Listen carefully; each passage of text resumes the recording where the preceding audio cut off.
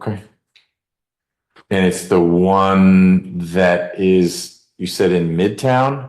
Yes, sir. What's that near? By Pavement Park. Okay.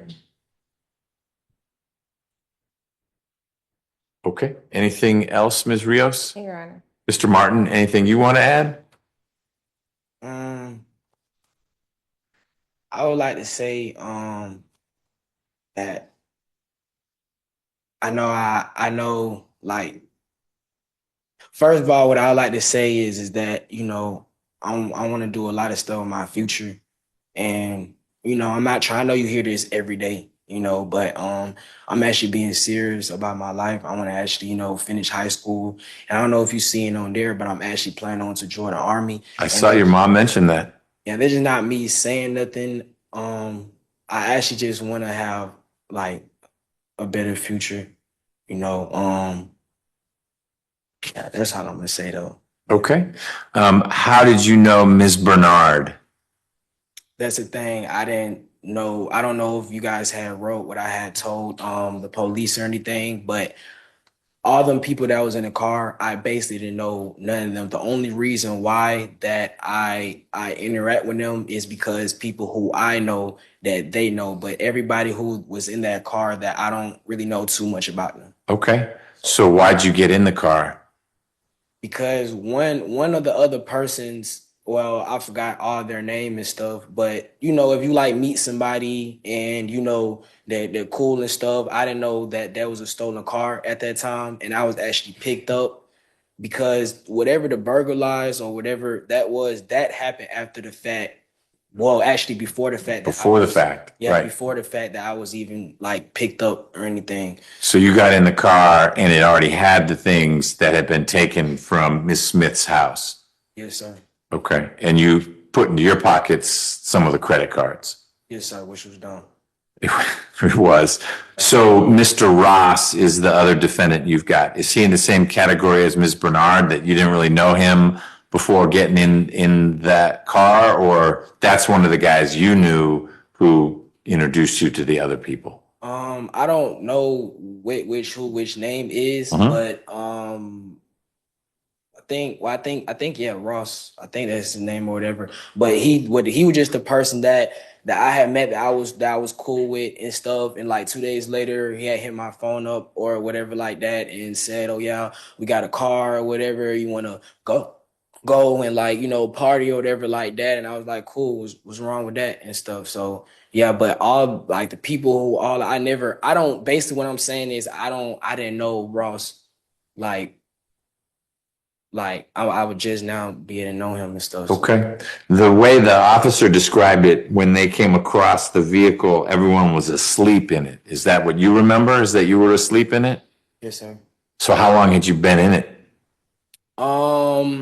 Well, just like I said, the driver, I didn't know who was ever the driver, but he was going upstairs to get up something, like whatever he was doing and stuff. So just like I said, I didn't know that was a stolen car. So of course I'm gonna be going to sleep. I don't think nothing of it. Oh, so the driver had parked the van and is gone for a while and you guys are there. So you just fell asleep. Yes, sir. Because all that's on your case and stuff, that's my co-defendant.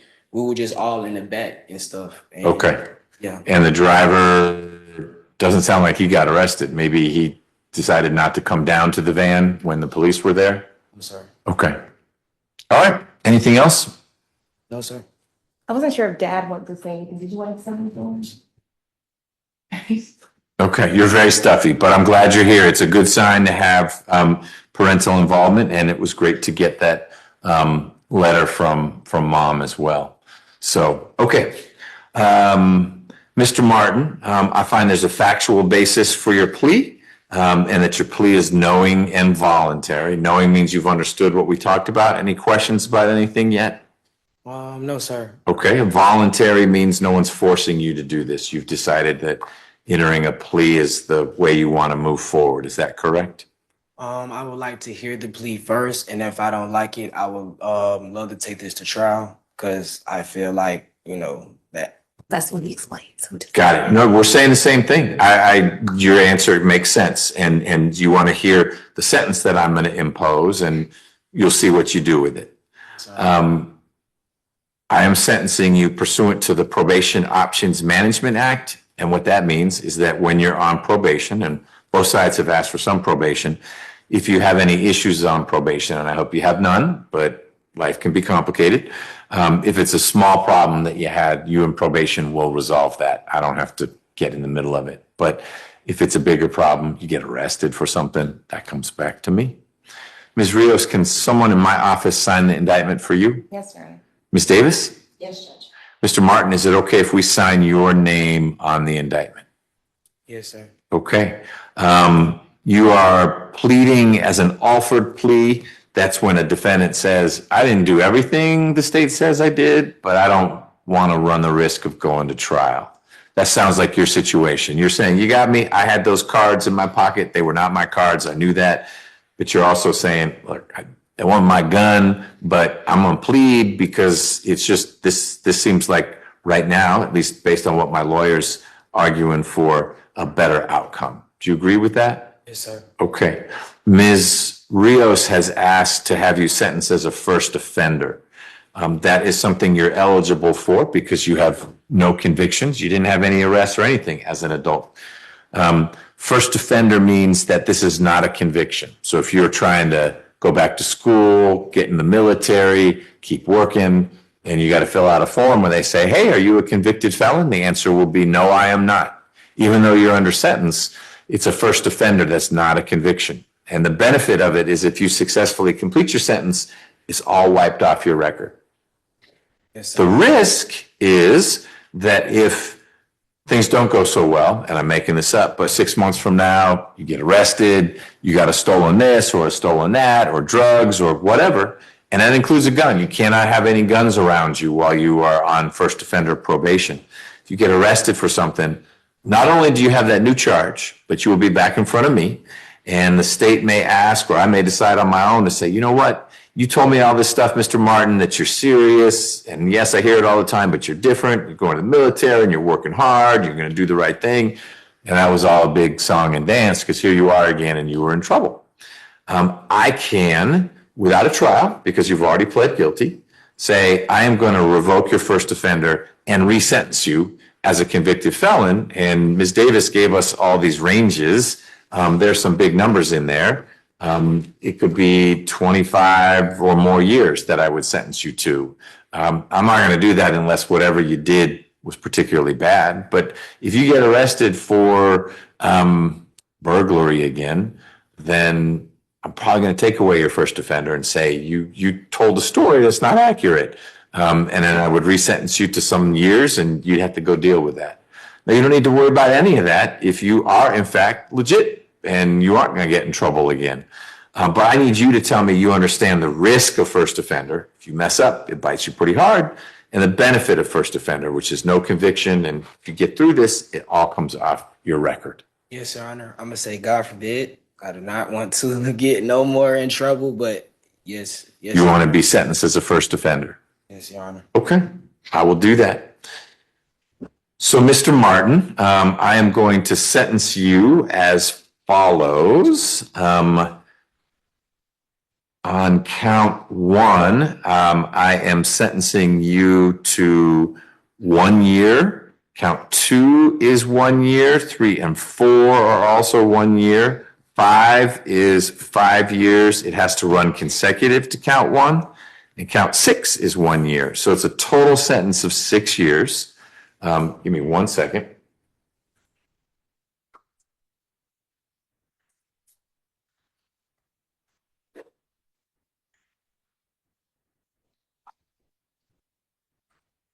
That 1 year is 1 year to serve 2 months with a balance on probation.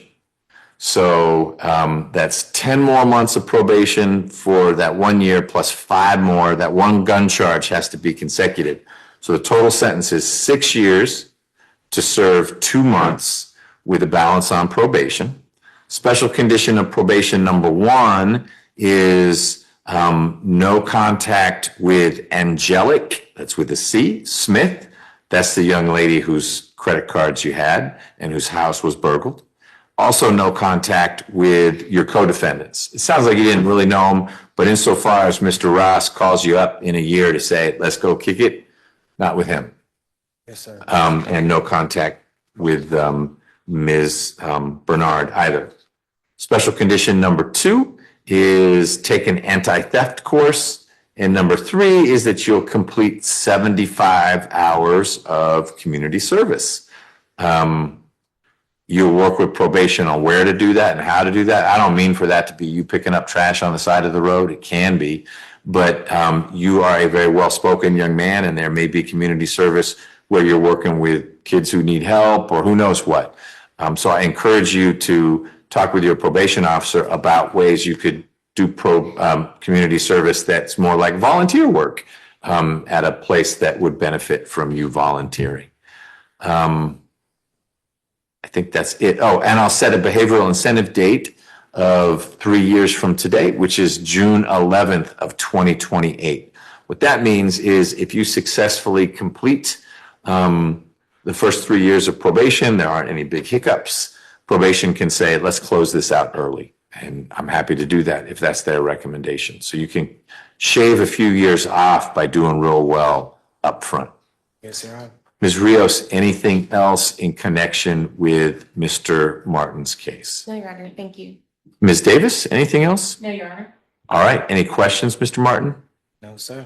So my sentence, I think arguably is different from Ms. Rios's. She had 5 years suspended and 5 years probation, and I actually have 5 years and 10 months probation. Do you want to talk with your lawyer about whether you want to go forward or not? Yes. Yes, sir. You want to talk with her first? Yes, sir. Okay. Chat with her, and then we'll get back on the record and you let me know what you want to do. Just to make sure I understand it too. The sentence is total 6 years, To serve 2 months, serve 2 months, and then credit for time served, and then the balance is on probation. That's how I got 5 years, 10 months probation. it's just 10 minutes longer. We can talk. Oh, okay. Yes, You get it I now? just had to make sure and had to clearly understand, but I clearly understand. You do? All right, I'm not, no one's rushing you. You feel like you understand Yes, sir. and you want to go forward with it. Yes, sir. Great. What county do you live in? Fulton County. All right, in just a moment, you're going to talk with Ms. Simpson, who's seated there in the jury box, about when and where you report for probation. It won't be today, it'll be in a few days, but you don't want to miss that first date. I just today, while someone else was pleading, signed a warrant for a guy who didn't show up for his probation intake. What a dummy. You can avoid that, okay? Yes, sir. All right, good luck with everything. God bless you. Thank you. Hey, you too.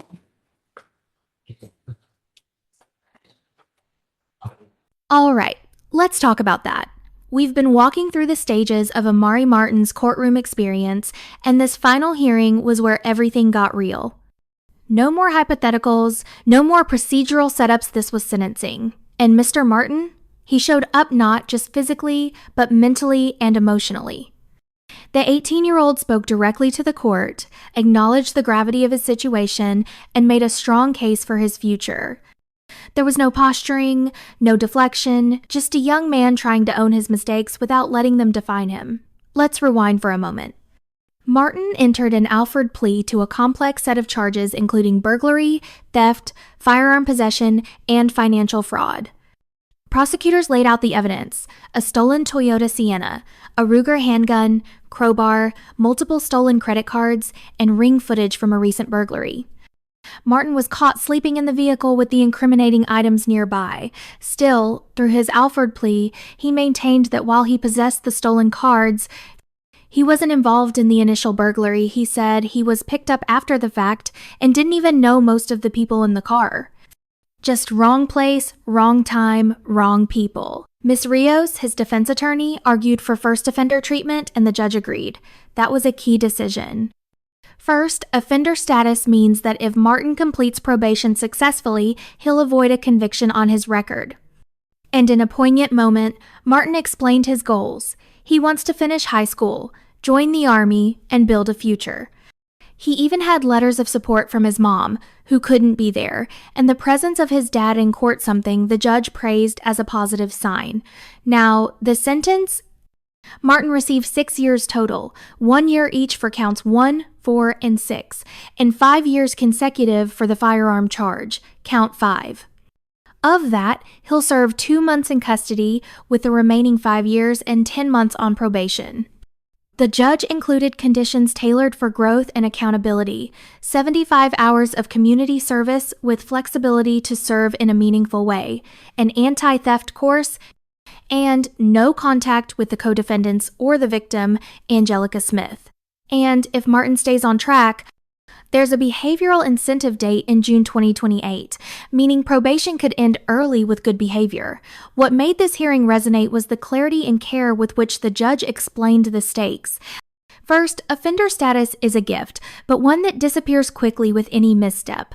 The judge was direct. Mess this up, and you're not just back in court, you're potentially looking at years in prison. But the flip side? Succeed, and you get a clean slate. No conviction. No felony record. That's a rare second chance in a system that doesn't always offer one. Martin took it all in. He asked to consult his attorney before finalizing smart move. And when he came back on the record, he confirmed it. He understood, and he was ready to move forward. From working at Waffle House and Shake Shack to building a case for himself in court, Martin demonstrated something that doesn't show up in a rap sheet growth. If you found this hearing insightful, consider subscribing, hitting the bell, and letting me know your thoughts in the comments below. I read every one,